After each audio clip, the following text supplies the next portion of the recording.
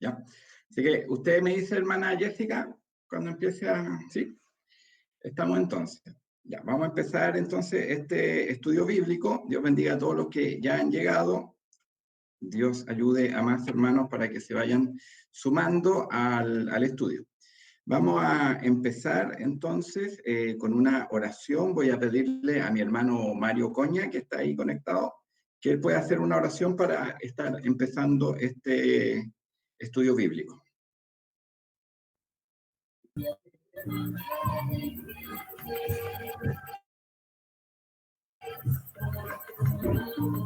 Padre nuestro que estás en los cielos, ¿se escucha? Sí, escucha, ¿Se escucha? escucha.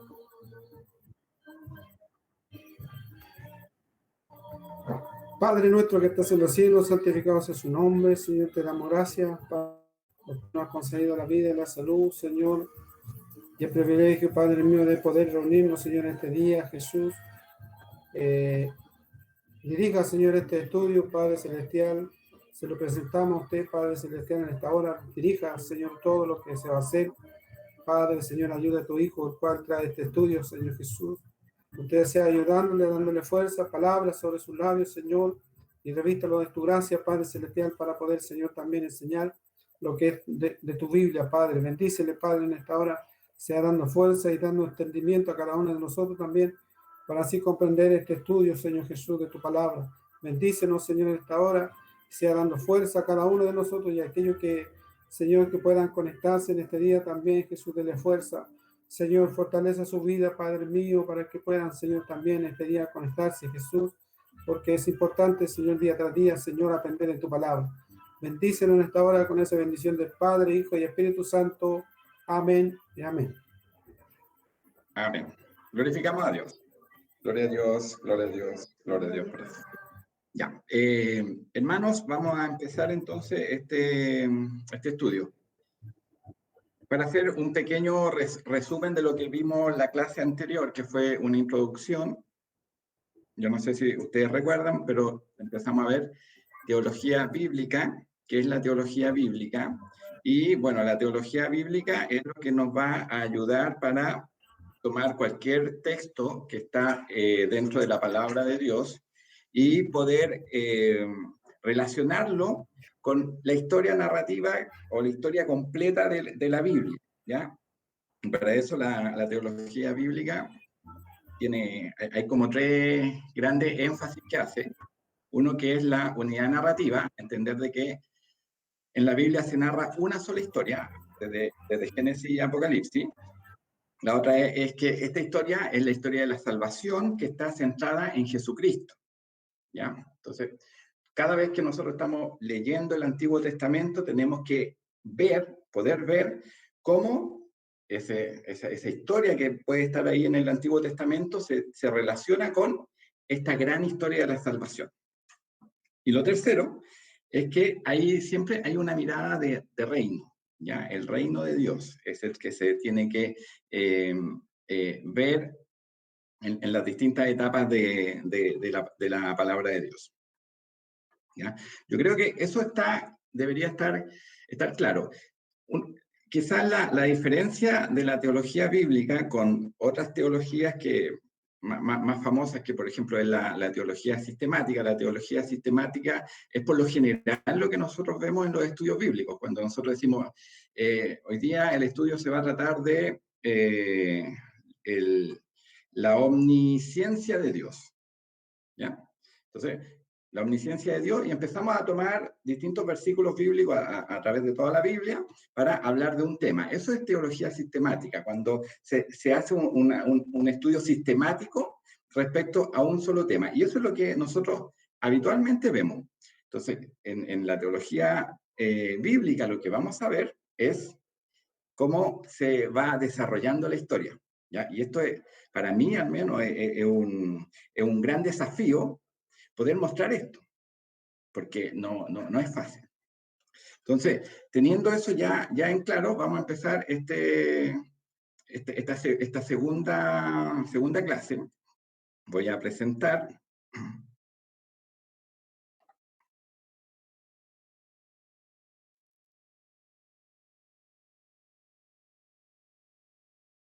¿Están todos viendo la presentación? Sí. ¿Cuántos hicieron la tarea? ¿Hicieron la tarea o no? ¿La hicieron completa o hicieron una parte, no? Espero que todos hayan hecho la tarea completa, porque lo que vamos a ver hoy día, y acá como el título lo indica, dice clase 2, interpretación de pasajes bíblicos.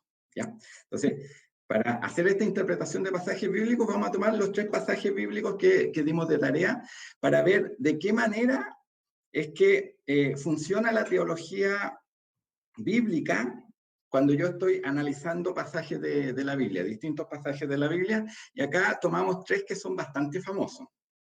Yo creo que todos ya lo conocemos, y la idea también es tomar pasajes que todos conozcamos, porque si alguien no hizo la tarea, igual se acuerda, conoce la historia.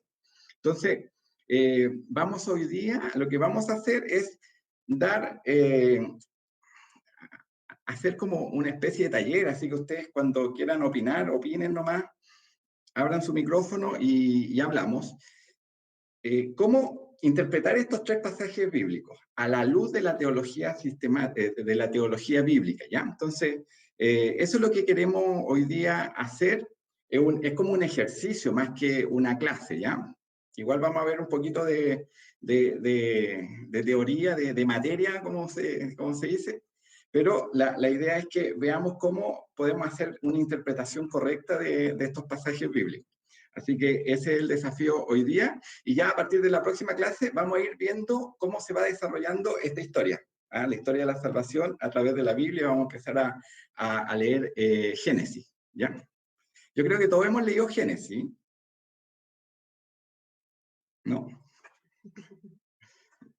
Yo creo que varios de nosotros nos hemos propuesto leer la Biblia y hemos empezado por Génesis y hemos a lo mejor avanzado hasta Éxodo y por ahí nos empezamos a perder, ¿ya?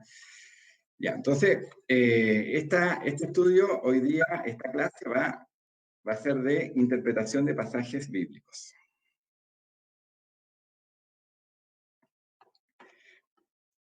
Los créditos ya los dimos la semana pasada. Hay 2 libros acá que yo estoy usando, uno es Evangelio y Reino y otro Cómo predicar de Cristo usando toda la Biblia, que es de Graham Goldsworthy. Y también estoy tomándome de varios cursos que tiene el pastor Sugel Michelén de teología bíblica o de predicaciones positivas, donde él lo que hace es mostrar este panorama bíblico, ¿ya? Toda esta historia de la Biblia, ¿ya?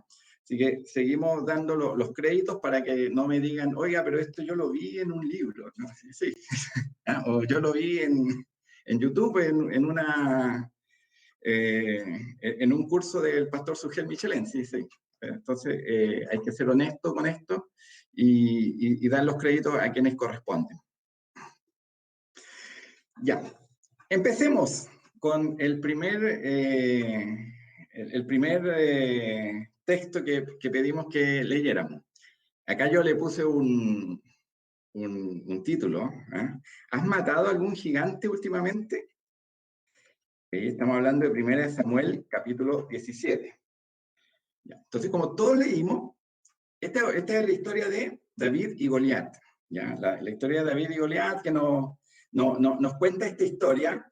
Y yo lo que quiero ver es hacerle la pregunta a ustedes y que ustedes me respondan, ¿qué cosa les llama la atención cuando ustedes leyeron este pasaje? ¿Qué cosa les llamó la atención del pasaje? ¿Qué cosa ustedes vieron como una interpretación, alguna aplicación a nuestras vidas hoy día? ¿Ya? Porque esto ocurrió hace siglos atrás, pero cómo eso nos habla a nosotros, que somos personas que estamos viviendo en el siglo XXI, donde hay redes sociales, hay toda una tecnología que antes no existía, tenemos problemáticas propias nuestras, ¿ya? Nadie anda peleando en una guerra, ¿ya? Hay gente dentro del mundo en este momento que puede estar en medio de una guerra, pero nosotros no. Gracias a Dios no. Entonces, ¿cómo esto no habla? ¿Hay cosas que les llamaron la atención de este pasaje? Quiero que se atrevan a comentar. La confianza que David tenía hacia el Señor. Ya, ahí La confianza. hay un punto, ¿verdad? David muestra una confianza hacia Dios, a pesar de que él no era un soldado, se atreve a ir y pelear contra este gigante. ¿Alguna otra cosa que haya llamado su atención? Sería bien, por ejemplo, que tuvieran la oportunidad ahí, ¿o no? Es que, ya, a ver, usted, hermano Luis, ya que usted habló. Bueno, ya, yo digo, por ejemplo, que con respecto a esta historia, el celo de David, cuando va a dejar los alimentos a sus hermanos, todos los que estaban allí atemorizados, pero él viniendo a otra situación, que era totalmente ajena a la guerra, él siente un profundo celo por lo que estaban hablando de ese Dios que él cree. Un celo de Jehová que estaba este hombre allí blasfemando prácticamente y humillando a esa nación, a ese pueblo, y él siente un celo, no siendo soldado, no teniendo nada que ver en ese cuento, en ese minuto. El celo me llama mucho la atención que él representa y que es capaz de ponerse en favor de ese pueblo y de sus coterráneos, llamémoslo así. Ya. O sea, hay un celo ahí y es bastante notorio, ¿eh? Él como que siente algo dentro de él que lo hace moverse, ¿verdad? Y decir, bueno, este incircunciso no va a venir acá a desafiarnos y nosotros nos vamos a quedar acá como estaba todo el pueblo de Israel en ese momento, que estaban todos atemorizados.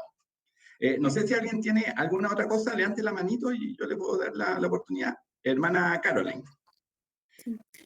También algo parecido a lo que decía la hermana Patti, es como la fe de David y la confianza que tenía en que Dios estaba con él, que ya él sentía que andaba Dios con él y que lo libraba de los peligros que él ya había estado, que lo había librado del león, del oso, y como decía, no me va a librar ahora de este filisteo, o sea, de Goliat. Entonces, Ya, la fe, me llama mucho la fe, la atención de él, la fe de él. Eso. la fe. Hermana Jessica.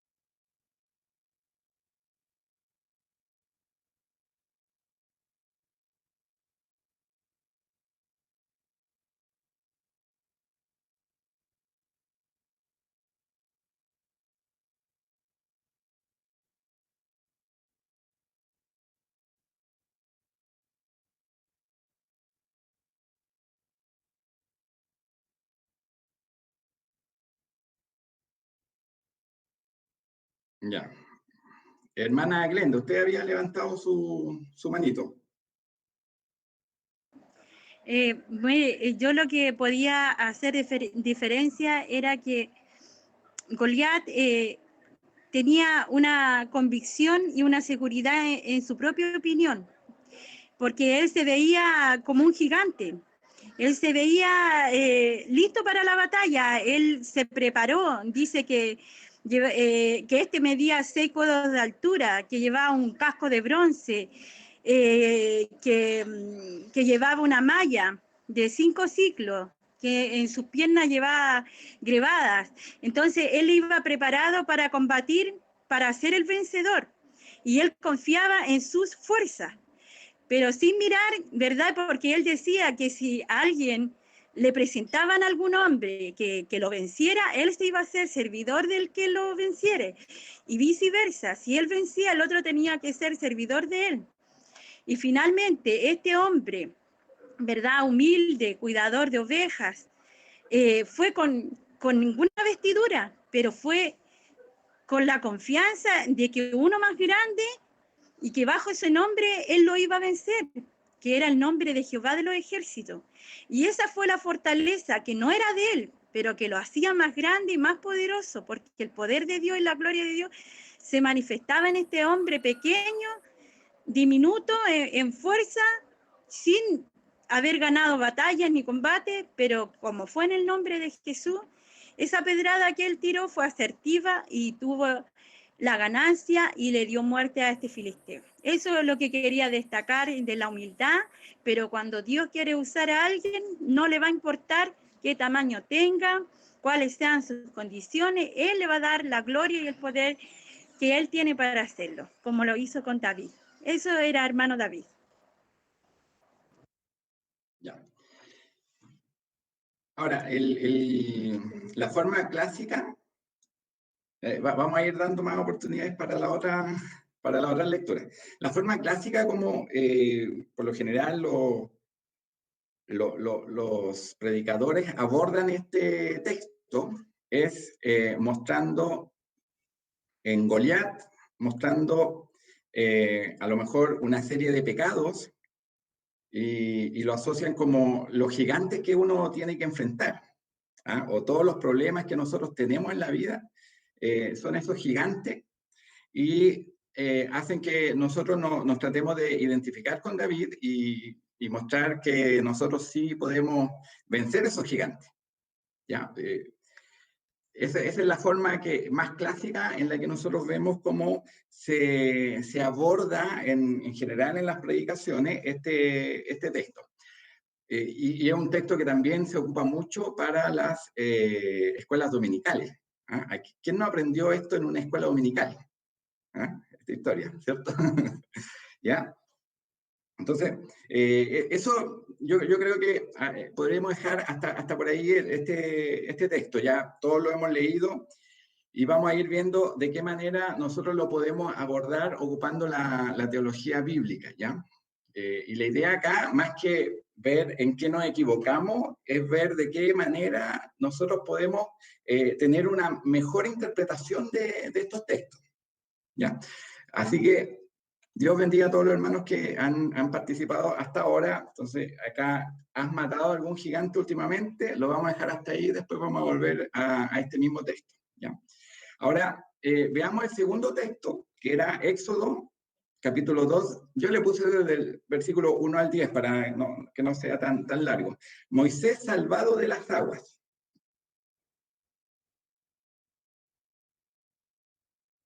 Moisés salvado de las aguas. ¿Qué llama la atención acá en este texto? Moisés salvado de las aguas. Hermano Luis. Me llama la atención ahí que de verdad que no lo había tomado atención anteriormente, el hecho de que Moisés fue como de chico perseguido para matarlo como hijo, como criatura, como hombre nacido. Paralelamente, junto que Jesús también fue perseguido y buscado y querían matar los primogénitos y todo el cuento también en el tiempo de Jesús. Vi ese paralelismo que hay ahí que se produce y vi que, por ejemplo, que más o menos correspondía a como decimos a veces, el mismo reflejo de Jesús, en especie que él vino a salvar a su pueblo, fue escogido con una relación de Salvador, y Jesús, obviamente, Salvador a la humanidad, y ahí vi unos paralelismos que más o menos me llamaron la atención en esta lectura. Ok, es un texto que no cuesta un poquito abordarlo porque como es tan cortito, pero nos muestra una historia, ¿ya? Una historia donde nosotros también podemos ver ahí salvación. No sé si alguien más quiere agregar de los que no han participado, hermano Patricio.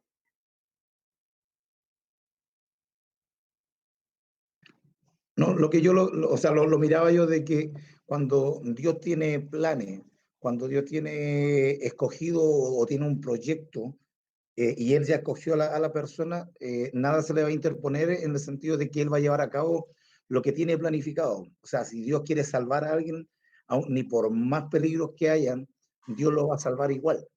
¿me entiende? ¿Por qué? Porque él ya tiene proyecto y lo va a hacer pasar por todas las problemáticas que él quiera o lo va a preparar en cualquier ámbito de la vida para que después él sea útil en lo que él lo quiere poner, porque a Moisés lo preparó con, con la hija del faraón o ahí mismo en la casa del faraón. Entonces, él tuvo la preparación de todo tipo y después lo llevó a que viera la realidad de esclavo. Él se volvió a ser como uno más de los otros y después lo hace pasar por el desierto hasta que recién tuvo un encuentro con Dios para poder decirle, mira, esto es lo que yo quiero que tú hagas. O sea, para esto yo te preparé.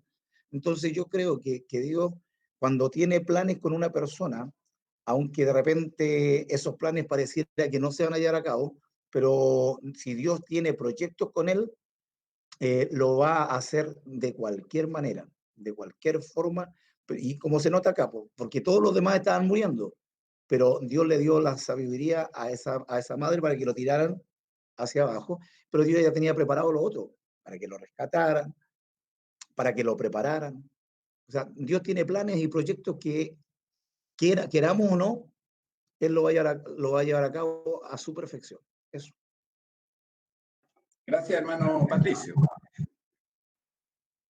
Entonces, acá tenemos una historia que es bastante pequeñita, pero tiene una importancia tremenda dentro de la historia del pueblo de Dios.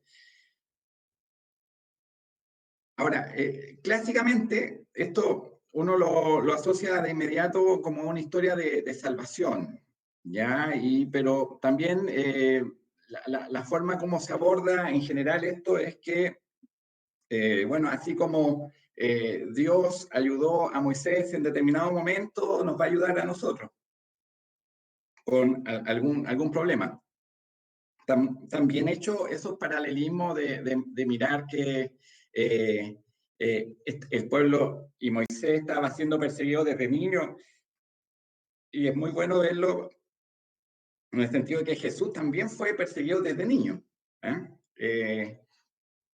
Es interesante hacer esos paralelos y son bastante apropiados a la luz de la teología bíblica, ¿ya? Yo no sé, mi hermana María Painequir está por ahí, pero tiene la pantalla bloqueada. Solamente para decirle que si me está levantando la mano, no la voy a ver, ¿ya? Ahora, si lo quiere mantener bloqueado, hágalo, pero es por si no se había dado cuenta y a lo mejor me está levantando ahí la manito. ¿Ya? Entonces, y esto también, dentro de la escuela dominical, vamos a hacer todo esto de la escuela dominical, ¿ya? Siempre se enseña como a los niños que, Dios te va a proteger, porque así como protegió a Moisés, Dios también te puede proteger a ti. Son como las típicas formas como se abordan este tipo de texto, ¿ya? Vamos a pasar al tercer texto, ¿ya? Que yo creo que también es un texto bastante conocido. Acá yo le puse la obediencia de Naamán, ¿ya? Esto es Segunda de Reyes 5, del 9 al 16. Y esta historia nosotros la conocemos, es como a Naamán, ¿verdad? Que era un hombre que estaba leproso. El profeta Eliseo, ¿verdad? Le da una orden de lanzarse ahí 7 veces al Jordán y de esa forma su lepra se sanaba. ¿Qué cosa les llama la atención acá? Se pueden repetir nomás, hermano, así que, ¿qué cosa llaman la atención de este pasaje? Luis. Mira, aquí me llama la atención que un hombre que era general, un hombre de estatus, un hombre con poder, un hombre que tenía muchas cualidades, que aparentemente podía ser envidiado por muchas personas, llegar a un estatus determinado, pero sí, y dentro de él, en su interior, ni siquiera buscando tan al interior, solamente debajo de sus vestiduras nomás, podíamos ver que él tenía un gran padecer, un gran sufrimiento por la lepra que él llevaba. Entonces, eso yo me diría que en estos tiempos hay mucha gente de cuello y corbata, muchos diputados, etcétera, o gente que tiene poder, y, y nosotros muchas veces los miramos y nos admiramos, pero dentro de ello hay una lepra que es el pecado, y también lo llevamos nosotros, ¿por qué no decirlo? Nosotros también, de cierta manera, tenemos esa lepra que a veces se pega o empieza a salir en nuestras vidas, el pecado, la lepra del pecado. Y sabes tú que me llamaba la atención, yo analicé mucho este texto igual, y veía que como que él tenía que bañarse 7 veces. Me llama mucho a mí la atención de repente los números, las 5 piedras, las 7 veces, porque están escritas ahí porque tienen una razón. Entonces después miraba y me recordaba también las vueltas de Jericó, la creación del mundo, el séptimo día, y el número perfecto. Entonces miraba esa parte de Naamán y ver que de repente nosotros como cristianos, yo me veo a título personal, de repente nosotros somos de repente un poquito altivos en ciertas maneras, queremos, no sé, pero dentro de nosotros, en nuestro interior, en nuestra intimidad, y que solamente esa realidad la conoce Dios, vemos que ahí de repente aparecen ciertas llagas de ese cáncer que nos carcomen, del orgullo, de la ira, que aparece, de muchas situaciones que aparecen, a lo mejor son pequeñas, porque eh, este asunto de esta lepra va en aumento, y pequeña herida de lepra en nuestro interior, lo más oculto que podamos ver ante los ojos de nuestros hermanos, nuestra familia inclusive, pueden no darnos cuenta, y cuando nos damos o nos miramos, podemos estar ya llenos de esto, llenos de ira, llenos de rencor, llenos de vanagloria, no sé cómo llamarle, la lepra que podamos tener cada uno en forma personal. Y miraba que este hombre, teniendo una responsabilidad, teniendo el dinero, teniendo la fortuna, teniendo el poderío, él no pudo arrancar esa lepra, que es el pecado. Y nosotros vemos ahora que hay gente que tiene mucha plata, tiene muchas cosas, pero la lepra ahí lo consume, y es necesario nosotros, yo miraba así, por de verdad que sí, que es necesario, le decía a mi esposa en la mañana, muy temprano, que es necesario nosotros de repente tener que pegar una zambullita, ojalá todos los días, en el río de Jordán, que es Cristo, en esa agua. Eso me quebrantó de verdad en la mañana, que decía yo que de repente estamos caminando por la tierra, llamemos así, por decir un camino, como quieras llamarle, pero de repente es necesario pegarle una remojadita, que el Señor nos remoje un poco y, no, y nos saque un poquito de esa infección, porque de repente no nos damos cuenta y, y estamos llenos de lepra. Eso es. Gracias, hermano Luis. Hermana Patti, usted estaba levantando la mano. Sí, pues, ya a la hermana y a la hermana Jessica. Bueno, era lo mismo que iba a decir, lo mismo que dijo el hermano Luis, pero yo lo encontré, son 3 pasajes diferentes, pero igual lo encontré porque a veces él era orgulloso y no quería como que recibir ese trato que le daba Eliseo. Entonces, yo creo que, y Dios también lo sanó, aparte de la lepra que él tenía, Dios lo sanó de ese orgullo que él tenía también. Y así de repente nosotros somos, y nos está enseñando en esta hora esta historia o lo que dice aquí la Biblia, de cómo debemos ser nosotros igual, quitarnos ese orgullo. Pero ya lo había dicho todo mi hermano, pero para mí era eso, que él era muy orgulloso y hasta, aparte de sanarle la lepra, Dios le sanó ese orgullo que él tenía. Eso no, hermano. Ya, pero buen punto eso, lo del orgullo. Él no quería ahí zambullirse en un río que para él era un río sucio, no, habían ríos mejores donde ir a darse un baño, ¿ya? Pero él al final igual obedece. Hermana Carito. Sí, hermana David, era lo mismo que usted está diciendo ahora. Eso me llamó la atención de que él no se enojó y no quería ese río y cuestionaba el río donde había sido enviado a bañarse, a sumergirse. Entonces, igual me llamó eso la atención porque muchas veces nos pasa eso a nosotros, como que no queremos obedecer cuando se nos manda y nos enojamos. pero cuando obedecemos es de bendición para nuestras vidas. Y eso me llama la atención. Eso, hermano. Ya. Gracias, hermana Carito, hermana Jessica. Y ahí ya terminamos para pasar a la siguiente slide.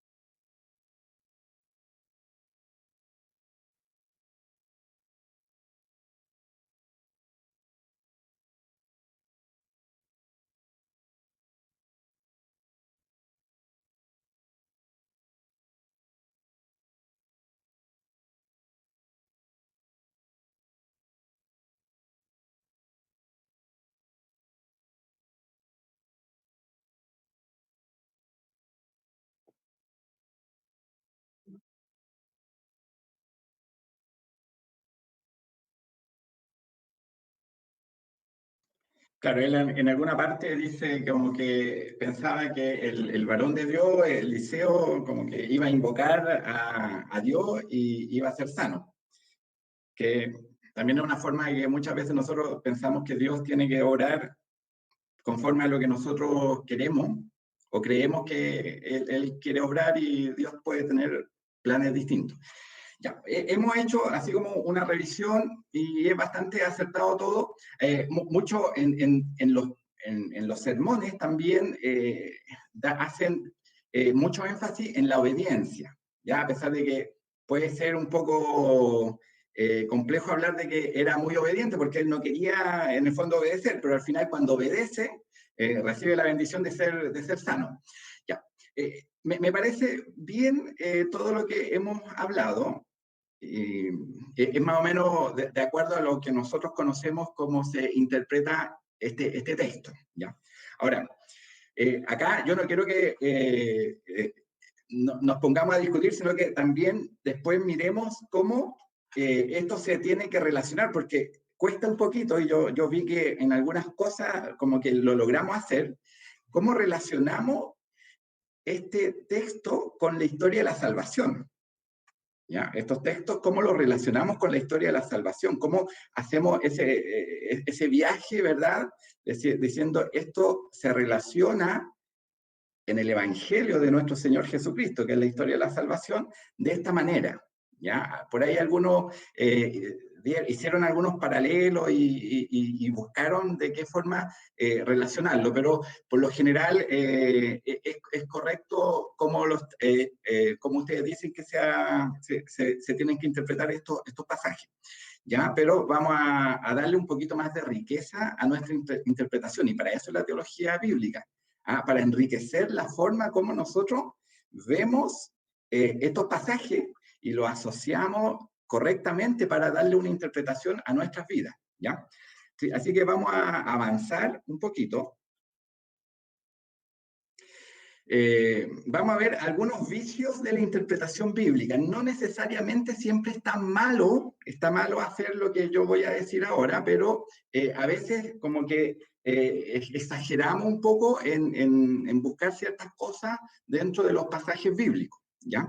Y esto, no nos enojemos, yo estos vicios también los he tenido durante mucho tiempo, y de hecho este curso de interpretación o de teología bíblica le va a quitar bastante sabor de repente a la forma como nosotros interpretamos la Biblia, y la va a hacer quizás un poquito fome o un poquito predecible, pero recordemos que y lo conversamos la primera clase, que nosotros tenemos que ir a buscar la correcta interpretación, más que la que me gusta a mí, es cuál es la correcta interpretación, qué quiso decir Dios cuando se escribió ese pasaje bíblico.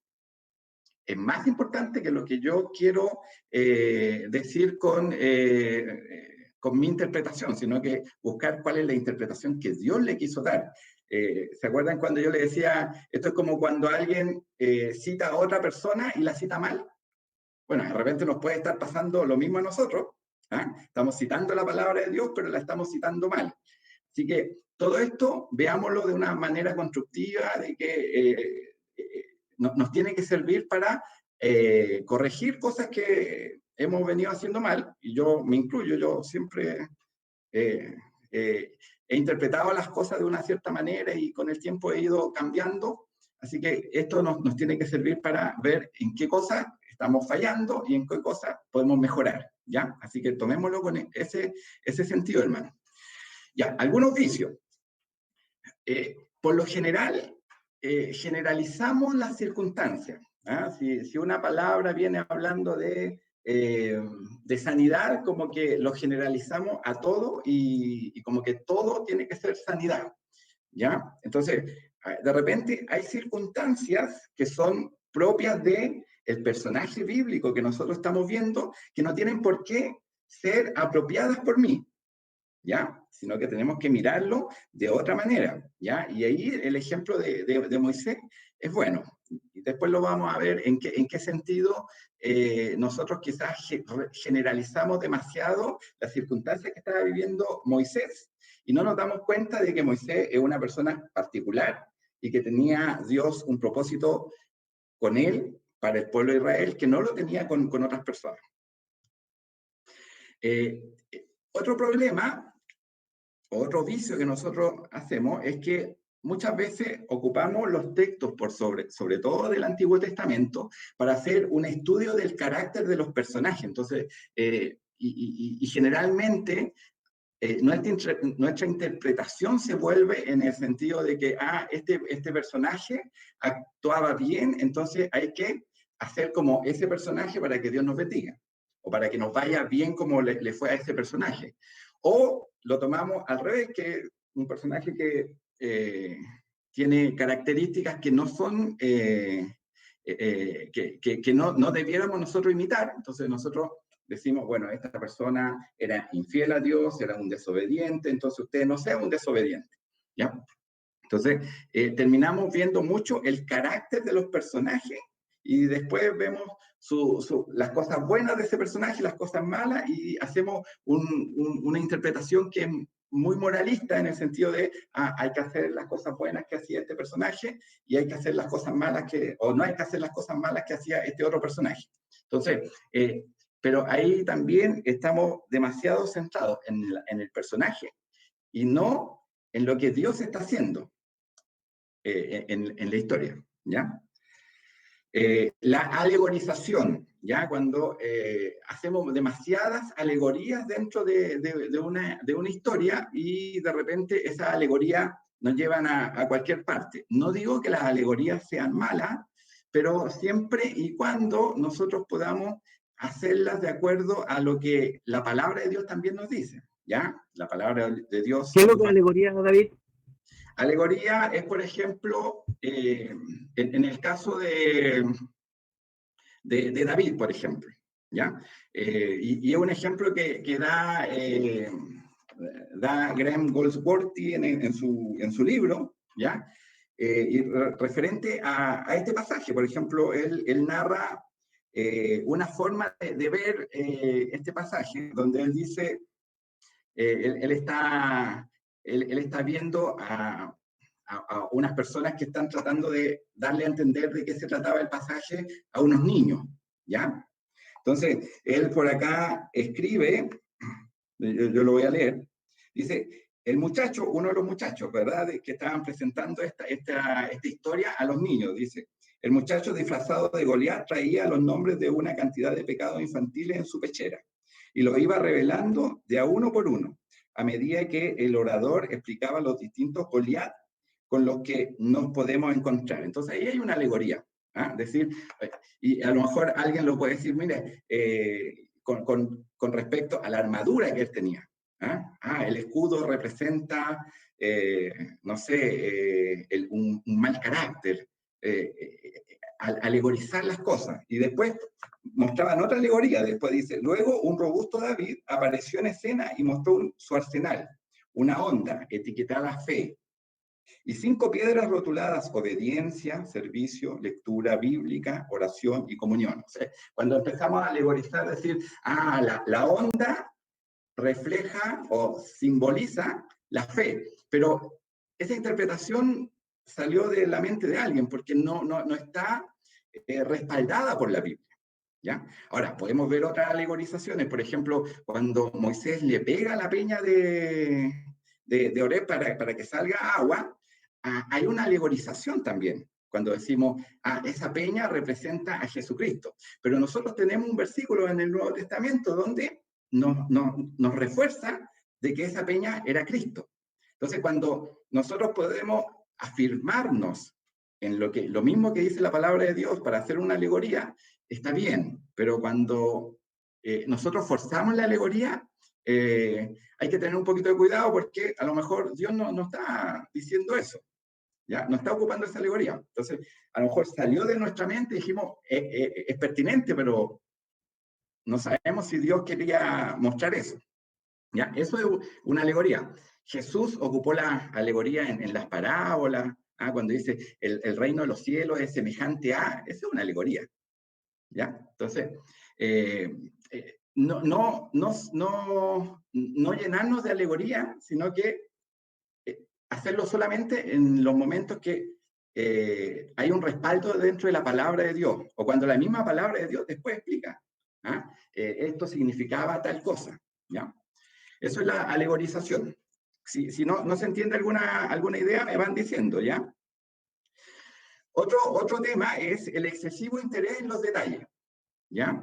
Por ejemplo, en la historia de David nosotros nos podemos perder en los detalles, en esto de las 5 piedras.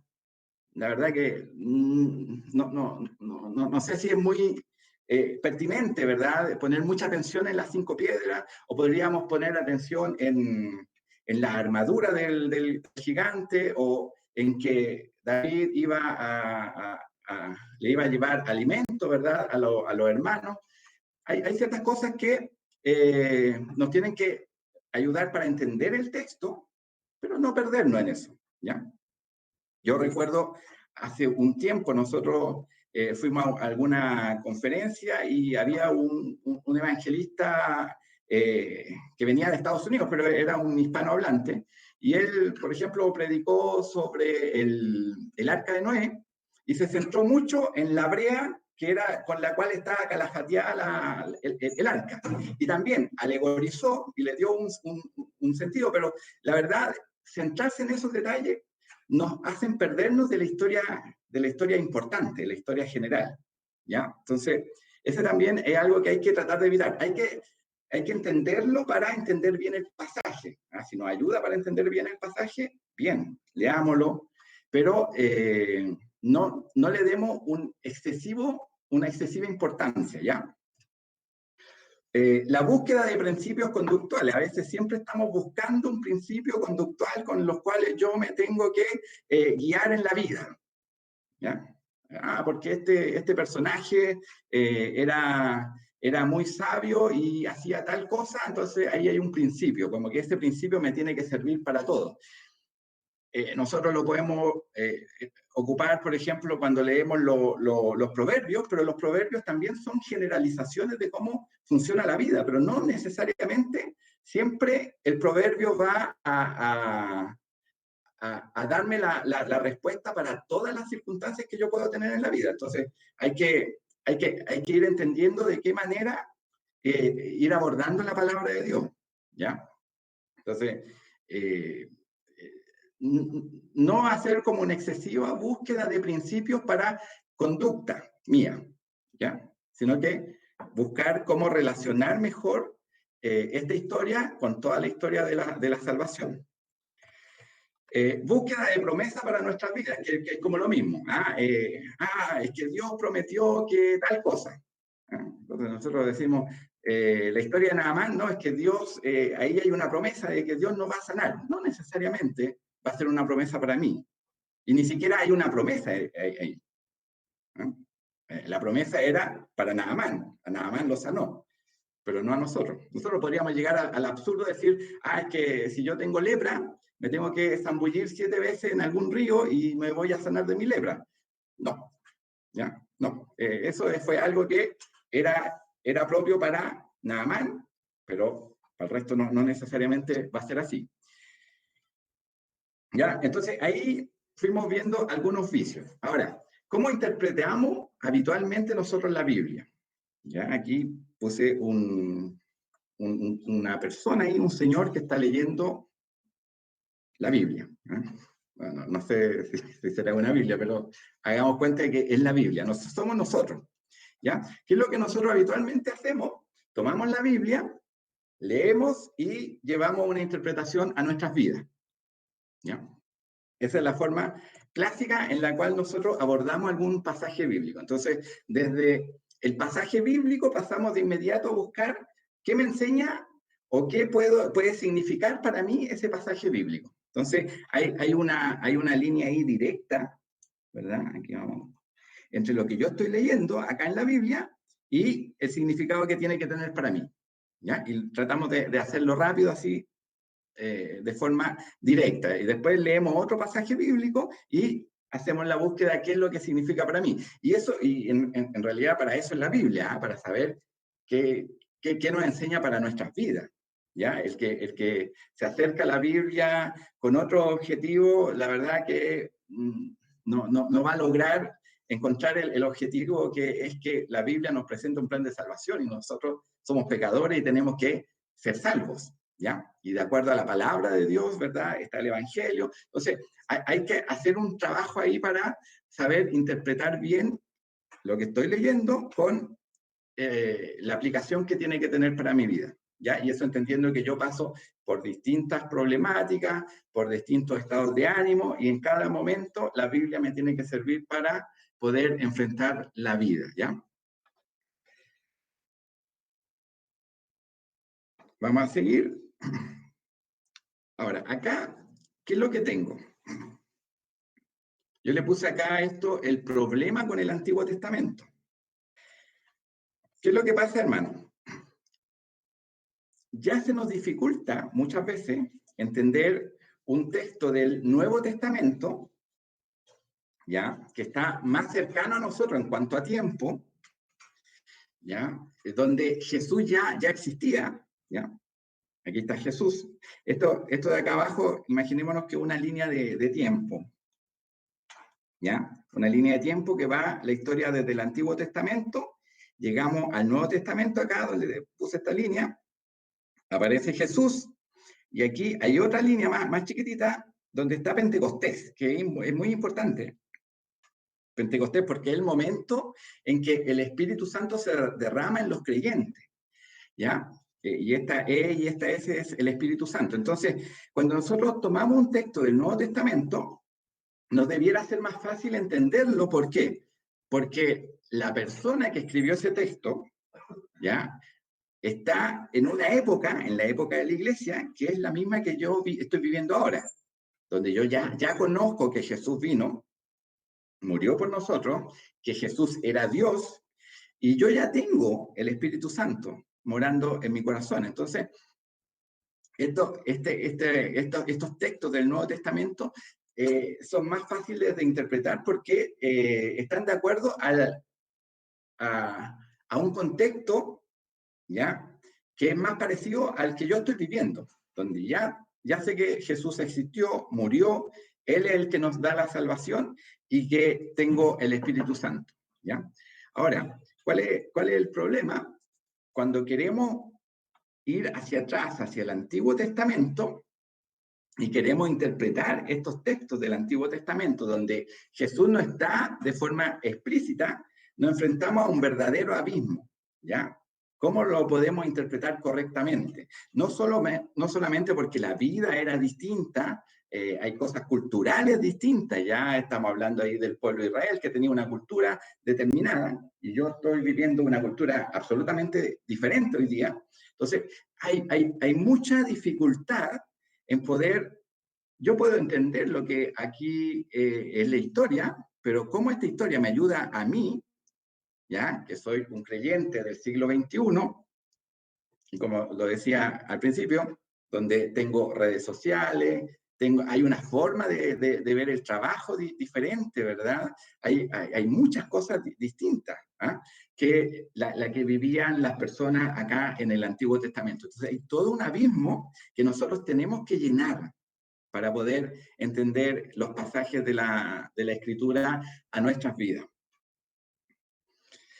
¿Ya? Y aquí algunas cosas, algunos tips como para ver cuál sería la forma correcta de poder interpretar la palabra de Dios. Nosotros dijimos que lo que nosotros hacíamos era, desde el pasaje bíblico, llegar a una interpretación hacia nuestras vidas. ¿Ya? Aquí voy a mostrar un esquema que ojalá lo pudiéramos aplicar, entender y siempre ocupar cuando estamos leyendo la Biblia. ¿Ya? ¿Por qué? Porque esta forma directa de llevar el texto hacia nosotros es una forma que yo acá voy a poner que está de alguna manera equivocada, ¿ya? ¿Qué es lo que hay que hacer? Primero, desde la Biblia, hacer algo que se llama exégesis. Ahora, si usted después no se acuerda de esto, no se complique con los nombres, ¿ya? Que es entender el texto en el contexto en el que se está dando. Por eso es siempre importante no tomar un versículo y de inmediato tratar de darle una interpretación, porque ese versículo viene en un contexto donde nosotros, para poder entenderlo bien, tenemos que entender el contexto. Y para entender el contexto también hay que entender en qué momento del pueblo de Israel se estaba viviendo esa situación para entender completamente el pasaje bíblico, ¿ya? Este es un trabajo que en general, al menos los que predican, lo pueden hacer. Ahora, no siempre tenemos el tiempo para hacerlo, ¿ya? Y cuando no tenemos el tiempo para hacerlo, es solamente tratar de ubicarlo en el contexto y dentro de lo que yo sé, interpretar bien qué significaba ese texto en el momento histórico que se estaba viviendo. ¿Ya? Y hay otra forma, hay otra cosa que también se hace, que es lo que se llama homilética. Yo me acuerdo cuando yo era chico, había muchos textos de homilética y yo leía mucho, pero lo que quiere hacer la homilética es darle una aplicación a este texto, que está en un contexto determinado, darle una aplicación para mi vida, ¿ya? Y es como lo que tienen que hacer los predicadores. El predicador no tiene que limitarse solamente a dar a entender un texto del Antiguo Testamento, sino que ver de qué manera eso yo lo tengo que conectar conmigo, ¿eh? con la persona que está escuchando, ¿ya? Que tiene problemáticas de nuestros tiempos. Yo por lo general veía mucho esto de la homilética antes y a veces decía cosas así como si había que poner los codos o no había que poner los codos en el púlpito, si había que gritar o no, cosas de ese tipo, pero realmente la homilética es yo cómo le hago la bajada al texto para aplicarlo a mi vida, ¿ya? Estas dos cosas nosotros las hacemos, ¿ya? Y lo que nosotros conversamos hace poco respecto a los tres textos que íbamos a hablar, se ve que hemos hecho este trabajo, ¿ya? Tanto de tratar de entender este texto en el contexto que se da y buscarle una aplicación hacia nuestras vidas, ¿ya? Ahora, ¿qué paso en general nos saltamos? Es el de la hermenéutica, ¿ya? Que es la interpretación del texto con base en la teología bíblica, ¿ya? O sea, nosotros tenemos que entender de que hay todo un plan de salvación, hay toda una historia de salvación desde Génesis hasta el Apocalipsis. Entonces, este texto yo lo tengo que vincular con esta historia. Y para vincularlo tengo que tener claras las tres cosas que vimos la clase anterior, que hay una unidad narrativa de la Biblia. Toda la Biblia nos está hablando de una historia de salvación y que esta historia de salvación está centrada en Jesucristo. Entonces, cada vez que yo reviso un texto, tengo que ver cómo yo lo puedo vincular con esta historia de salvación que termina con Cristo muriendo en la cruz por nuestros pecados. ¿Ya? Esa parte es la que como que nos falta, ¿ya? Poder hacer esa asociación, y como esto también yo lo asocio con este reino que Dios nos tiene prometido a nosotros. Entonces, esta parte es la central y es la que muchas veces nosotros nos saltamos. Para hacer una correcta interpretación, tengo que tomar esta parte. Y fíjense que cuando yo tomo esto, veo de qué manera yo vinculo esto con la historia de la salvación, la aplicación que yo le estoy haciendo al texto es distinta. ¿Ya? Entonces, tengo que siempre pasar por esto. Y esta es la base de la teología bíblica. Darme esta vuelta. ¿Ya? Quizá no siempre tengo el tiempo suficiente para hacer el trabajo de exégesis, de entender bien el texto dentro de su contexto y todo eso, pero sí esto tiene que ser fundamental. ¿Cómo yo lo vinculo con esta historia de salvación? ¿Para qué? Para darle una correcta aplicación a mi vida, ¿eh? Al lector ahí, al que está leyendo la palabra de Dios.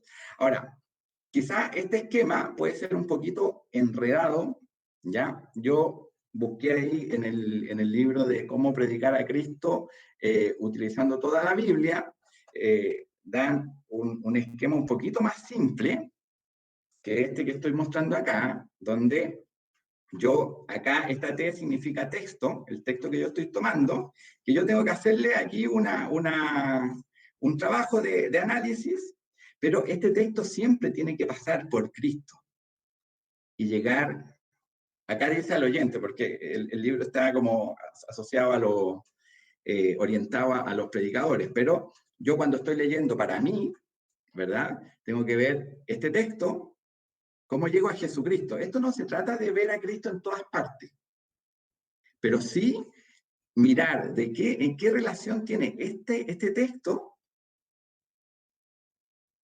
para nuestra historia de salvación, para la historia de salvación que narra la Biblia. Y esa historia de salvación siempre pasa por Jesucristo y después llega a nuestras vidas, ¿ya? Entonces, quizá este esquema es un poquito más fácil de entender. Siempre tengo que ver cómo lo que yo estoy leyendo pasa por Jesucristo y llega a mi vida, ¿ya? Porque cuando yo me lo salto a Jesucristo y hago, no sé, paso por acá arriba, ¿verdad? Créame que muchas veces las aplicaciones que yo le voy a dar a mi vida van a ser distintas. ¿Ya? ¿Se entiende hasta acá? ¿Alguien tiene alguna duda? David, mira, yo estaba mirando este ejercicio que tú hiciste ahí, está, por ejemplo, con respecto a Naamán, no sé, yo creo que tú lo vas a decir que estoy equivocado, ¿no? Por ejemplo, Naamán sería el texto, ¿no es cierto? Tenemos que ¿Sí? pasar por Jesús. ¿Cómo hago pasar por Jesús? Podríamos pensar que, por ejemplo, el río, porque Jesús en un minuto habla que él dice que él lava el pecado del mundo, o limpia el pecado del mundo. El río puede ser Jesús, interpretarlo como Jesús, ¿me entiende? Para nosotros, para quedar limpio del pecado. Pero ahí pasamos por esa, creo yo, Naamán, el texto, la lepra, Jesús, el río que limpia, lava nuestros pecados, y un texto bíblico que señale esa condición en el Nuevo Testamento, y lo podemos aplicar a las personas que están en este minuto, o como nosotros, nuestros hermanos y las personas de afuera también, ¿no? Claro. Ahora, ahí también hay un ejercicio de alegorización, ¿ya? Que no necesariamente tengo que decir, esto va a significar, o alguna de las cosas que yo estoy leyendo significan Jesús. Ahora, si yo puedo decir, bueno, es que varias veces a Jesús se le ve como un río, ¿ya? Hay algunas menciones de los profetas, que hacen como una mención de Jesús como un río, y este río que trae vida eterna, o como el agua. Yo me puedo ir afirmando en esas cosas, pero si yo no tengo mucho en qué afirmarme, mejor no asociarlo de manera tan directa, ¿ya? Pero está bien, mira, lo bonito de esto es que nosotros todo el tiempo estamos leyendo la Biblia, y si nosotros sabemos entendemos esto de la teología bíblica, siempre vamos a tratar de vincular las cosas para llegar a Cristo. Y desde Cristo buscar un significado para mi vida, ¿ya? Y ese significado puede ir cambiando. La lepra, claro, la lepra, hay muchas partes en la Biblia donde lo asocia a algo impuro, ¿ah?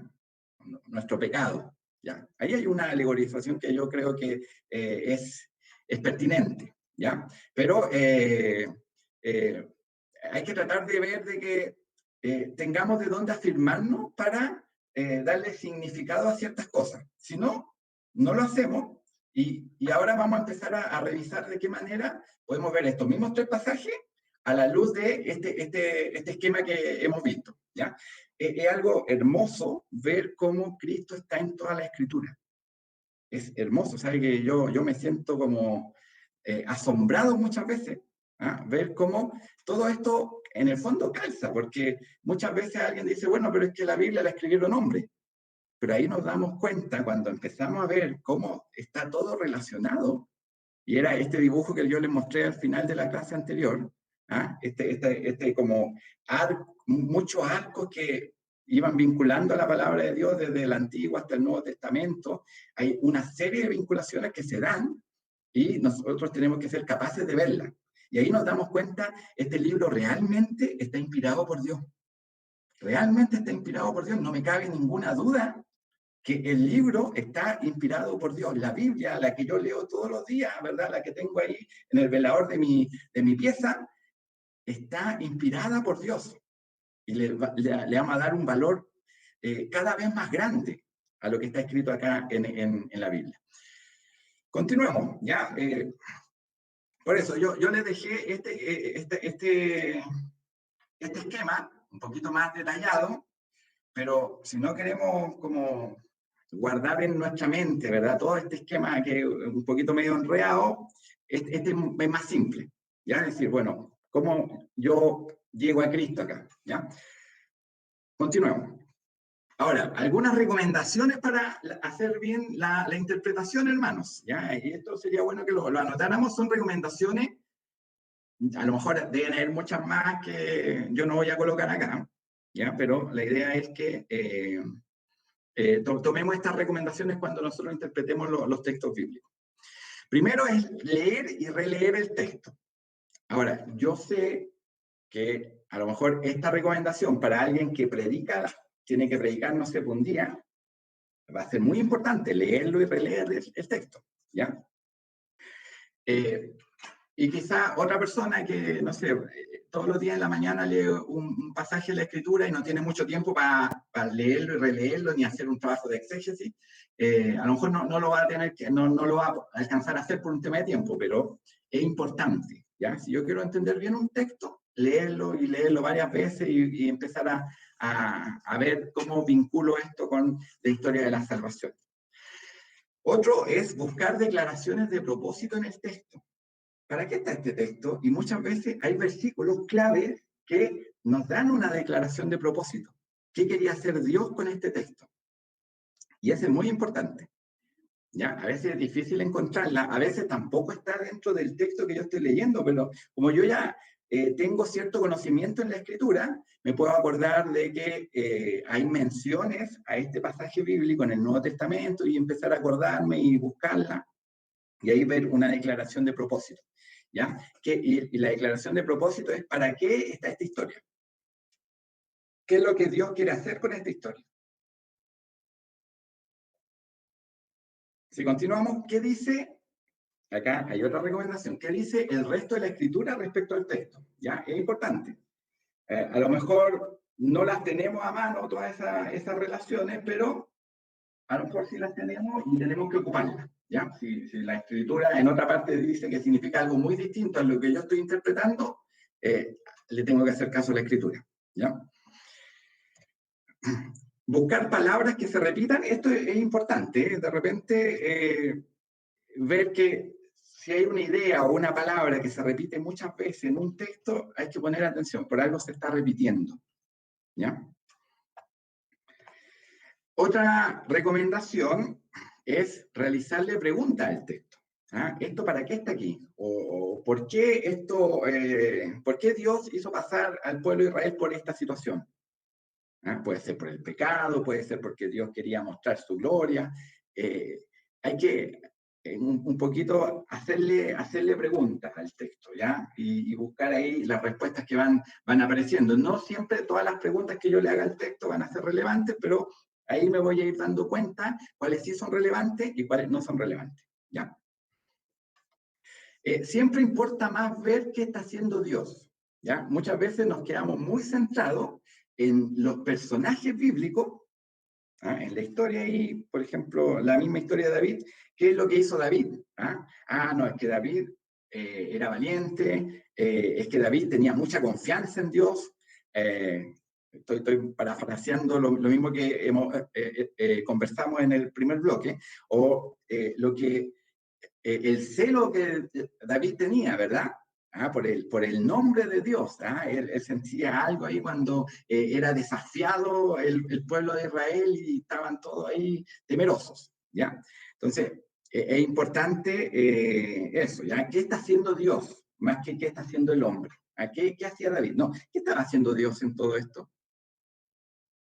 Y muchas veces nos centramos mucho en el personaje, pero Dios, ¿qué quería lograr con esto?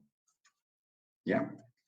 Y lo último, ¿cómo vinculamos el texto con la historia de la salvación? Que es aplicar derechamente la teología bíblica, ¿ya? ¿En qué ayudó esto para la historia de la salvación? ¿Ya? Así que aquí hay algunas recomendaciones, ¿ya? Puede ser que haya otras recomendaciones que igual sean relevantes, pero acá lo importante es tener en cuenta el panorama general, ¿ya? El panorama general. Cómo esto aportó a la salvación, a nuestra salvación. Como esto nos condujo a Cristo. A veces la forma, cuando uno ve los errores que tenían los patriarcas, los reyes, es ver que en realidad el único rey más grande y el único rey perfecto era Cristo. Entonces, a lo mejor solamente esa vinculación ya nos puede ayudar. Que todos nosotros fallamos, que todos nosotros somos, no importando si es el rey, es el pastor, el jefe de los jóvenes, del coro, todos tenemos fallas, ¿ya? Y por eso necesitamos que Cristo haya muerto por nosotros en la cruz. A lo mejor esa simple relación es suficiente, ¿ya? ¡Qué fome! Claro, seguramente hemos escuchado muchas predicaciones muy entretenidas. Yo me acuerdo cuando yo era joven, me gustaba harto escuchar a Dante Gebel, un predicador argentino, y que es muy famoso, pero ahora cuando yo escucho sus predicaciones, claro, veo que siempre se exalta todo el lado humanista y no se ve que dentro de sus predicaciones le estemos dando realmente la gloria a Dios. Muchas veces, no, tú tienes que ser valiente, tú tienes que vencer tus miedos, y son como libros de autoayuda más que sermones que exaltan el nombre de Cristo, ¿ya? Entonces, y sin duda, este tipo de sermones son muy atractivos de escuchar, pero no necesariamente son lo que Dios quiso reflejar cuando se escribió ese texto, ¿ya? Entonces aquí a lo mejor muchos van a sentirse un poquito defraudados en el sentido de que le vamos a quitar un poquito el sabor a la interpretación, pero tenemos que hacer una interpretación correcta, que esté centrada en Dios más que en el hombre, ¿ya? Que esté centrada en lo que Dios quiere hacer más que en lo que el hombre quiere hacer, ¿ya? Nosotros tenemos un montón de fallas y todos los personajes en la Biblia, todos fallaron. Entonces, ¿a quién tenemos que mirar? Al único perfecto, que es Jesucristo, ¿ya? Entonces, están estas recomendaciones y ahora vamos a volver a nuestra historia. Entonces yo le puse aquí, ese gigante otra vez, ¿ya? ¿Qué pasa con el gigante? Ahora vamos a ver cómo cambia un poquito la forma de interpretar esto a la luz de la teología bíblica y todas las recomendaciones que nosotros vimos, ¿ya? Por ejemplo, un texto clave acá, ¿se acuerdan que yo les dije que hay que buscar declaraciones de propósito en la Biblia? ¿Qué es lo que Dios quería hacer con la historia? Ya. Una declaración de propósito está acá en 1 Samuel 17, en el mismo texto, ya, yo no sé a cuánto le llamó la atención estos versículos. Los versículos 45 al 47. ¿Ya? 1 Samuel 17, versículos 45 al 47. Escuchen bien, hermanos. Dice, entonces dijo David al filisteo, tú vienes a mí con espada y lanza y jabalina, mas yo vengo a ti en el nombre de Jehová de los ejércitos, el Dios de los escuadrones de Israel, a quien tú has provocado. Y ahora, ¿qué dice? Jehová te entregará hoy en mi mano, y yo te venceré y te cortaré la cabeza, y daré hoy los cuerpos de los filisteos a las aves del cielo y a las bestias de la tierra. Y esta es la parte importante que me da la declaración de propósito. Y toda la tierra sabrá que hay Dios en Israel. Toda la tierra sabrá que hay Dios en Israel. Y sabrá toda esta congregación, y aquí hay otra declaración de propósito, y sabrá toda esta congregación que Jehová no salva con espada y con lanza, porque de Jehová es la batalla, y él os entregará en nuestras manos. Entonces, aquí está la declaración de propósito. ¿Qué quería mostrar Dios? Dios quería mostrarle a un pueblo extranjero, ¿verdad?, que había un Dios en Israel. Ahí hay una declaración de propósito, ¿ya? No quería mostrar que había que ser valiente como David, no. Quería mostrar de que hay un Dios en Israel, ¿ya? Y por eso Dios ocupa a este joven, ¿verdad?, que no era soldado, que no iba con armadura, lo ocupa para salvar al pueblo, para mostrar que la salvación al final no venía porque David era valiente, venía porque Dios le había entregado la victoria a David. Y por eso es que él no va con armadura, él no va, él simplemente va con una honda y piedras a vencer a este gigante, a este que era el paladín de los filisteos. Él lo vence de una manera que lo obvio, lo lógico es que Dios le dio la victoria. ¿Ya? Yo no sé si cuántos de nosotros nos atreveríamos a enfrentarnos a este filisteo con una honda y 5 piedras. ¿Ya? y no sé si llegaríamos a la conclusión, si es que lo llegamos a derrotar, que fue con nuestra fuerza. No. Entonces, y también ahí la otra declaración es que todo este pueblo, ¿verdad?, de Israel, que estaba temeroso frente a este paladín, ¿verdad?, tenía que ver de que era Dios el que salvaba, daba la salvación sin armamento, ¿verdad? Dios la daba de otra manera. Y aquí podemos vincularlo a nuestro Señor Jesucristo. Nuestro Señor Jesucristo, ¿cómo nos dio a nosotros la victoria frente al pecado? Lo hizo con armas, lo hizo con guerra, murió en la cruz. ¿Ya? Y ahí vemos lo relevante que es, y sabrá toda esta congregación que Jehová nos salva con espada y con lanza. Porque de Jehová es la batalla y él os entregará en nuestras manos. Entonces, aquí hay una declaración de propósito. Entonces, por eso es importante hacerle pregunta al texto, leerlo bien y buscar las declaraciones de propósito. Y la declaración de propósito acá, ¿qué era lo que Dios quería hacer con todo esto? Mostrar que en Israel había Dios. Y mostrarle al propio pueblo de Israel que él daba la salvación. No con lanzas, no con jabalinas, sino que la daba de acuerdo a lo que él quería hacer. ¿Ya? Entonces, al tiro nos ayuda esto a vincularlo con la salvación que Cristo nos entrega a nosotros. ¿Ya? Que no fue con armas, sino que fue muriendo en la cruz. ¿Ya? Ahora, siempre, y aquí yo hago una pregunta, ¿por qué identificarse con David y no con los soldados del ejército de Israel? ¿Se han fijado que siempre estamos buscando identificarnos con el personaje principal? Y no nos identificamos con todo el ejército de Israel que estaba atemorizado. Muchas veces nosotros estamos atemorizados. No somos valientes como David. Estamos atemorizados. Que Dios nos ayude. Y a lo mejor muchos de nosotros vivimos atemorizados. Entonces, ¿con quién nos tenemos que identificar? con el pueblo de Israel. Y este David es un tipo de Cristo que le da la victoria, sin espada, sin arma, a este pueblo, ¿verdad?, que estaba atemorizado, y él le da la victoria. Entonces también es una forma de ver ahí a Cristo. Cristo nos dio a nosotros la salvación. ¿Ah? Que Dios nos ayude. ¿Ya? Ahora, y aquí una recomendación, no hay que poner énfasis en detalles secundarios, que David llevaba alimento a su hermano, la armadura de Goliat. No es importante cuando ya vemos la declaración de propósito. ¿Cuál es la declaración de propósito? Que Dios quiere mostrar que hay un Dios en Israel. Y le quiere mostrar a su propio pueblo de Israel de que Él le está dando la salvación. ¿Ya? Entonces, ahí hay otro elemento importante en esta historia.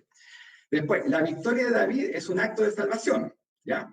Entonces, ahí vinculamos también con la historia de salvación. Entonces, ahí de inmediato nosotros podemos decir, bueno, Dios me salvó a mí, Cristo me salvó, me dio la salvación.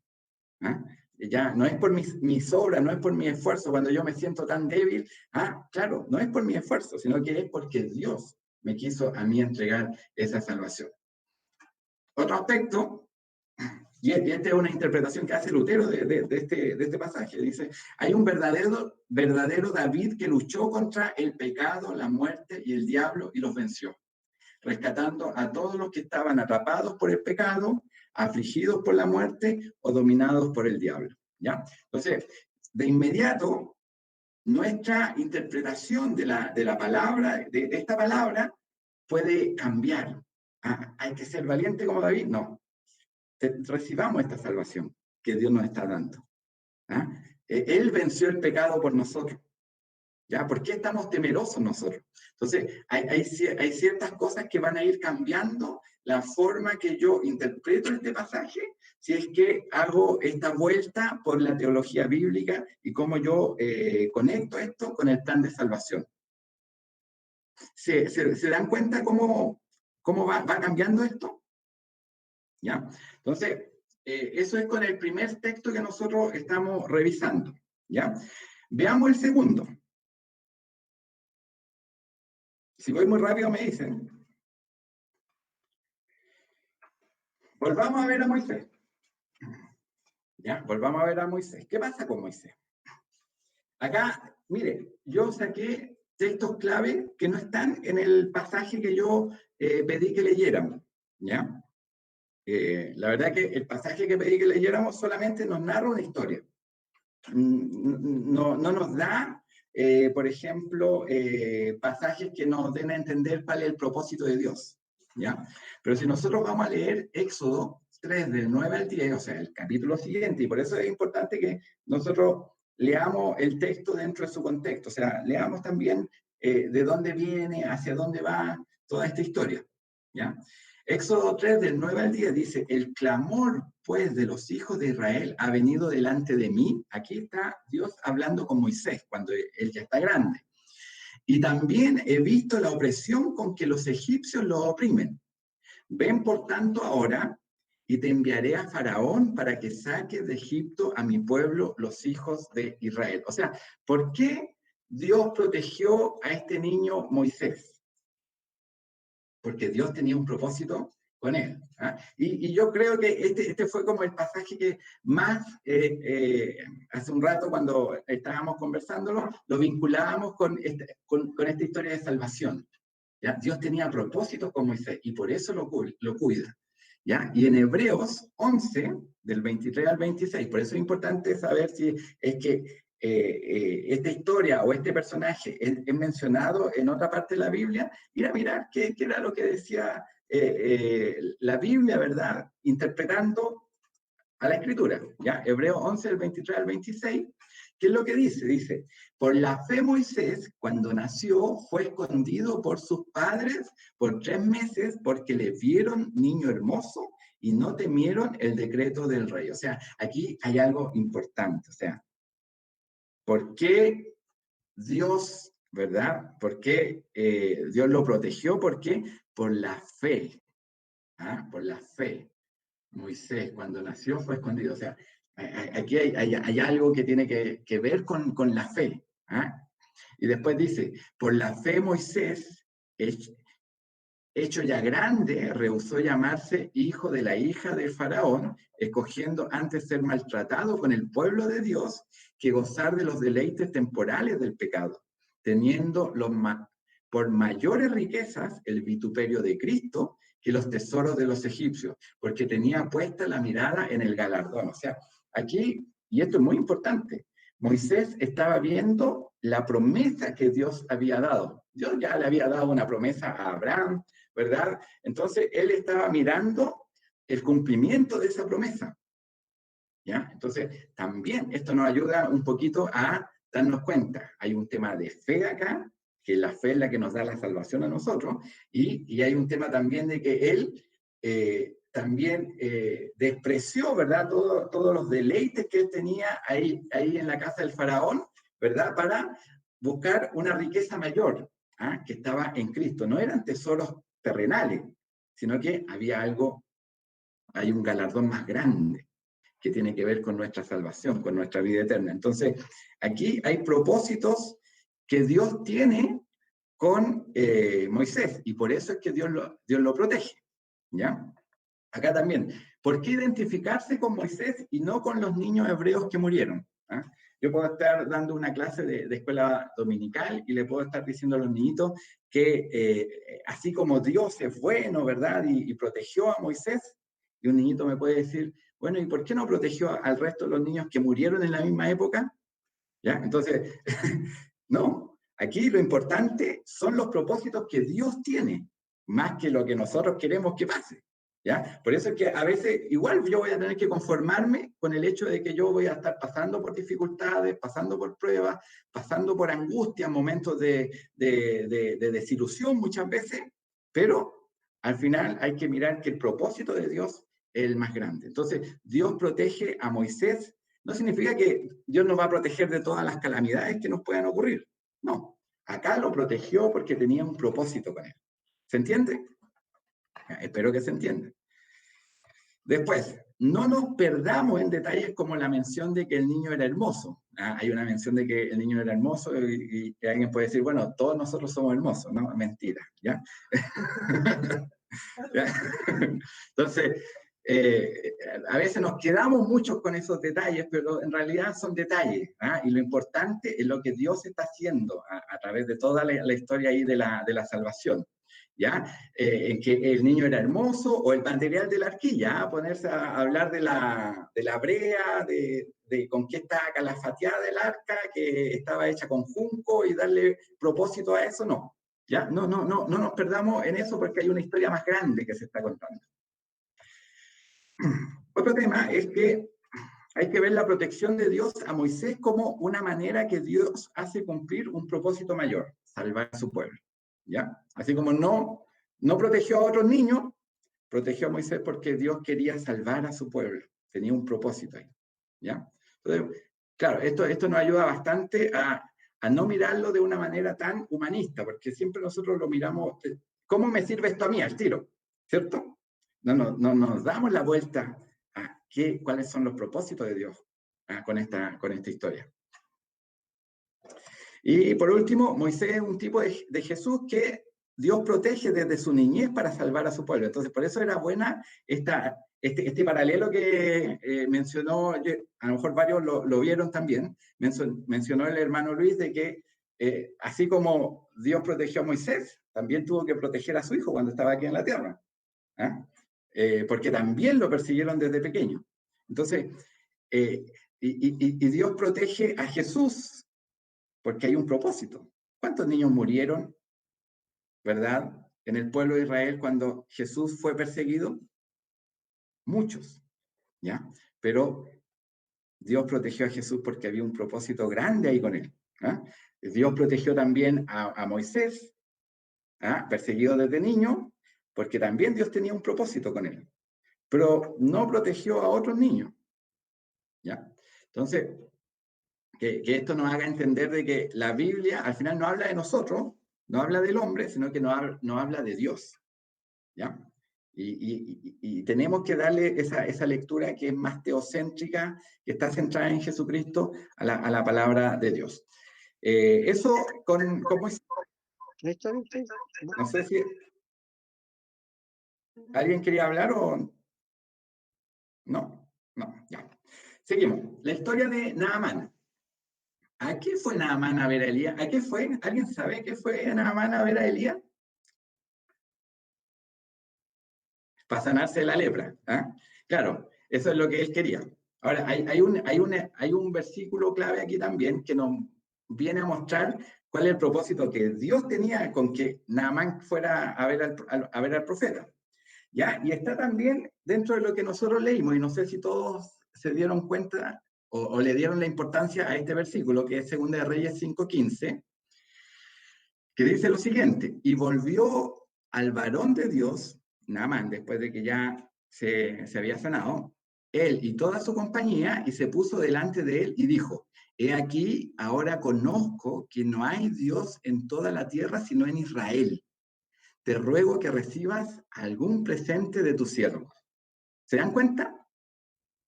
Entonces, esto es parecido a lo que ocurrió con David, ¿ya? En el fondo, Dios lo que hace con toda esta historia es mostrar que hay un Dios verdadero en el pueblo de Israel, ¿ya? Entonces, cuando dice, ahora conozco que no hay Dios en toda la tierra sino en Israel.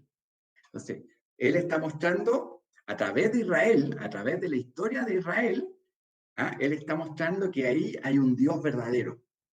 Entonces, Israel, y esto a la luz de la teología bíblica, en las próximas clases lo vamos a ver, Israel tenía un propósito que era mostrar la santidad de Dios, la gloria de Dios a las naciones. ¿Ya? Y eso ya lo estamos viendo acá. ¿Eh? Hay un propósito con la historia de Israel, que es mostrar a Dios al resto de las naciones.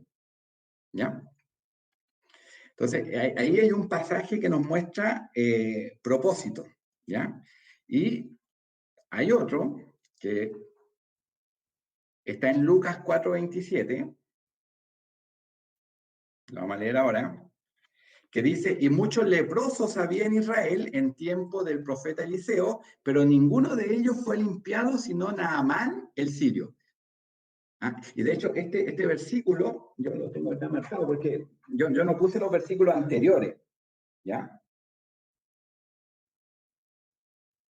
Lo voy a buscar acá, hermanos, Lucas 4.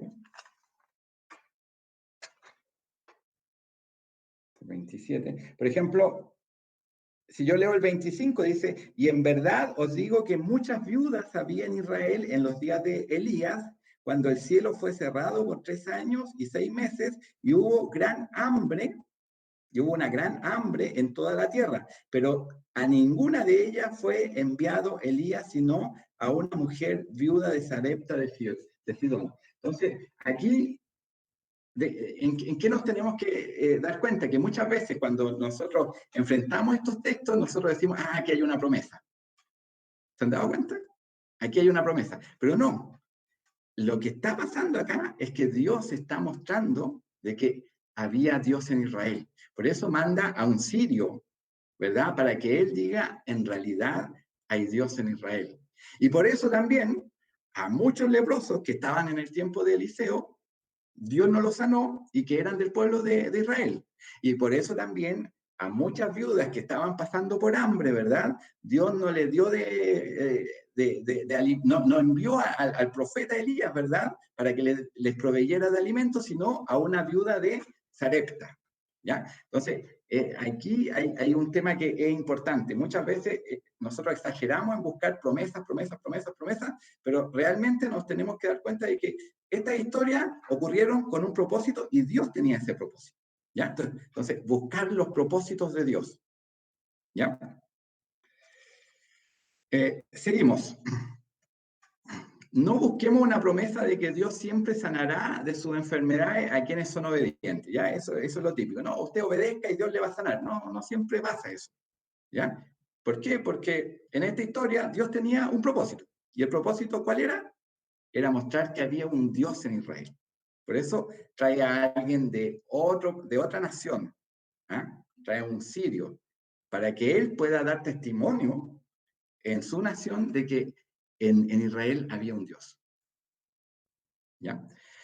Otra cosa, si bien la cantidad de veces que se zambulló Naamán en el Jordán, que esto también nos llama la atención, 7 veces, tiene un significado en la Escritura. Esto no hay ninguna duda de que hay un significado con el número 7, ¿ya? Que muestra la perfección, una serie de cosas. No es el punto principal del texto, porque el punto principal del texto es que Dios está mostrando de que hay un Dios en Israel. ¿Ah? Y lo está haciendo a través de esta persona que era de otro país, ¿ya? Entonces, tampoco perdernos mucho en esto, sino que, claro, hay un patrón en la Biblia, ¿ya? Con el número 7, que nosotros debemos reconocer, pero acá lo importante es que Dios está mostrando de que en Israel hay un Dios, ¿ah? Está el verdadero Dios. La sanidad de Naamán sirve para mostrar a las demás naciones las obras poderosas del Dios de Israel. Ya esto lo hemos hablado. Y del mismo modo, las sanidades de Jesús sirvieron para dar testimonio que Él tenía autoridad para perdonar los pecados. ¿Se han fijado que muchas veces cuando Jesús hace una sanidad, en vez de decir, decirle a la persona que sea sana, le dice que sea salva? ¿Ah, que salva? Entonces, cuando los fariseos le decían, bueno, está blasfemando, porque ¿cómo está perdonando pecados? ¿Ya? Entonces él decía, bueno, cualquiera puede decir que está perdonando pecados, pero él mostraba su autoridad para poder perdonar los pecados y que él venía de parte de Dios en el hecho de que él podía hacer estos milagros. ¿Ya? Entonces el milagro servía para el propósito de Dios. No sé, mi hermano Patricio está levantando la mano. Tengo una duda ahí, David, fue con el título. ¿Y a quién ¿Ya? fue Naamán a ver a Elías? ¿Fue a Elías o a Eliseo? Ya, espérate, le puse Elías, está malo entonces. Por eso digo, porque me Sí, asalta está la malo, duda ahí. está malo. Eliseo, De Eliseo, claro. Eliseo, sí. Yo ahí me enredé con el profeta. Por eso yo tenía la duda, entonces decía, no voy a preguntar. No, está bien, es Eliseo, ¿ya? Es Eliseo. Disculpen, hermanos, por el error. Ya, pero el sentido de esto, ahí se va entendiendo, ¿verdad? Del mismo modo, las sanidades de Jesús sirvieron para, y ahí podemos hacer una vinculación, así como Dios hacía sanidades, hacía milagros, ¿verdad? A través de Elías, de Eliseo, para mostrar su poder, Jesús también mostró su autoridad haciendo todos estos milagros, ¿ya? Así que el Señor nos ayude. ¿Alguna duda respecto a esta forma de abordar los textos? ¿Alguien tendrá alguna duda? ¿Está clara? No sé si les gustó a todos, pero, ¿ya? Pero estamos tratando de vincular esto con la historia que se narra en la Biblia, ¿ya? Porque todo esto tiene que tener el propósito de ser vinculado con la historia de la salvación que está narrada en la Biblia. Hermana Jessica.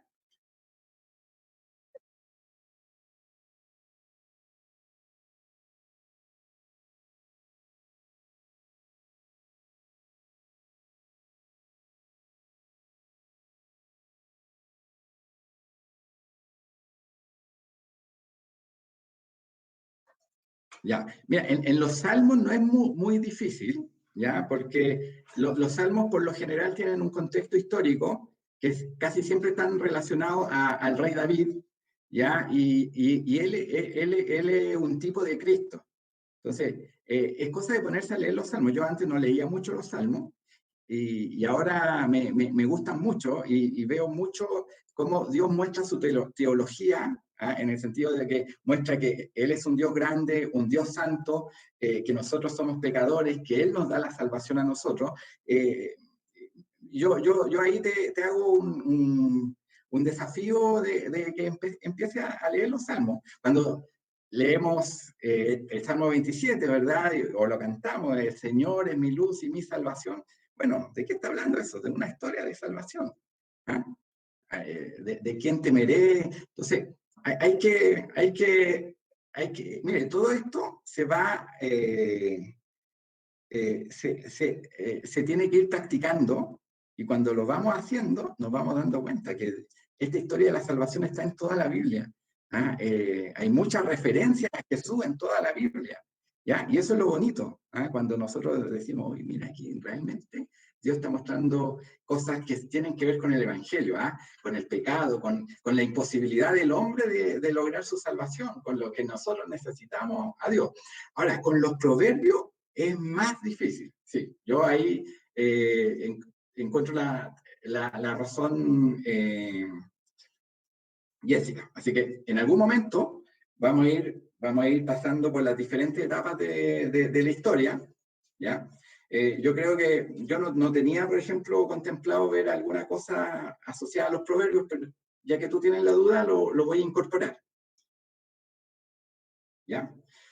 Pero ese es el desafío que tenemos, ¿ah? De leer nuestra Biblia y buscar a Cristo y buscar cómo le damos una correcta interpretación, ¿ya? Para que no todo sea prosperidad, no todo sea sanidad, sino que darnos cuenta de que nosotros somos pecadores, que necesitamos a Cristo, un poco más la historia de la salvación, ¿ya? Ahora, esto lo vamos a ir viendo de una forma más calmada a partir de la próxima clase, ¿ya? Ahora, ¿qué aprendimos hoy, hermanos?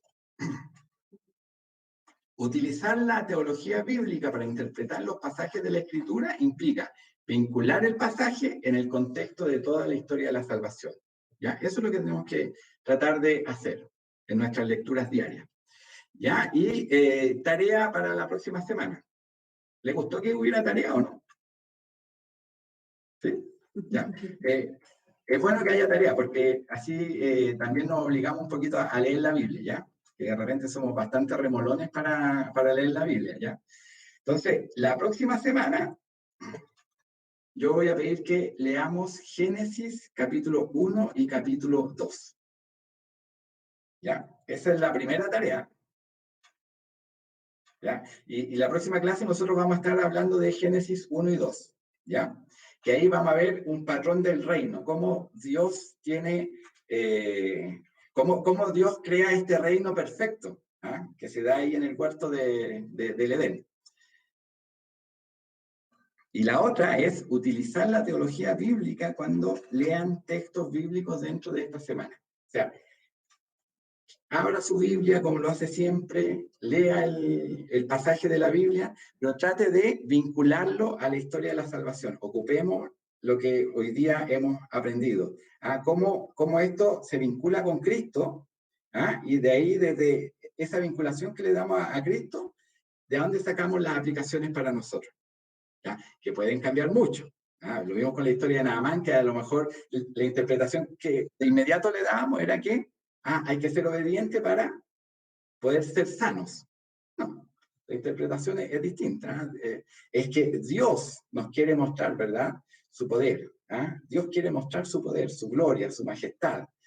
Y eso a veces lo va a hacer con Naamán, lo va a hacer con el vecino y no conmigo, pero lo va a hacer. ¿Ya? Entonces, nos tiene que eso ayudar, que tenemos un Dios grande, que hay que mostrarlo también. A lo mejor la aplicación sería decir, bueno, ¿cómo estamos mostrando a este Dios? Así como con la sanidad de Naamán, él pudo mostrar de que había un Dios en Israel, como nosotros estamos mostrando de que hay un Dios, que nosotros servimos un Dios grande, un Dios poderoso. Las aplicaciones van cambiando, ¿ya? Así que eso es por hoy. Muchas gracias, hermano. Muchas gracias. Espero que todo haya quedado claro. Si hay alguna duda, por favor, para la próxima clase, me la hacen llegar y ahí la vamos aclarando. Voy a pedirle voy a pedirle a mi hermana Glenda que ella esté pidiendo la bendición.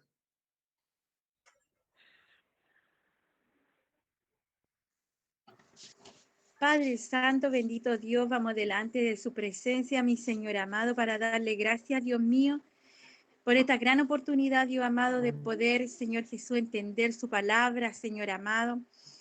Ha sido de gran enseñanza, Padre Celestial, bendito Dios, porque, Señor amado, es bueno instruirnos en su palabra, Señor Jesús, porque hay muchos errores que cometemos, Dios mío, al poder darle desarrollo, Señor Jesús, y darle una comprensión al texto, Dios mío, que está en las Escrituras, Padre. Pero Dios mío, en realidad todo exalta, Señor Jesús, bendito Dios, lo exalta a usted, Dios mío, lo exalta a su Hijo amado, a su Espíritu Santo, todo, Dios mío, tiene la relación más importante y la relevancia, Dios mío, en su persona, Padre Celestial, y después, Dios mío, de los planes que usted tiene, Señor Jesús. Le damos gracias, Dios mío, porque usted ha levantado a este varón, Dios mío, para podernos enseñar. Señor Jesús, danos la disciplina, Dios mío, para poder estar, Señor Jesús, pendiente. Señor, es distinto, Señor amado, estar en la iglesia, es distinto estar alabándote, es distinto, Dios mío, a otras actividades, Dios mío, que hemos tenido, pero Señor, ponga usted este querer y este interés, Señor, en nuestras vidas para poder continuar en este maravilloso estudio de su palabra, Señor. Le damos gracias, Dios mío, porque en estos tiempos, Señor, es cuando más debemos preparar nuestra vida, Señor, espiritual.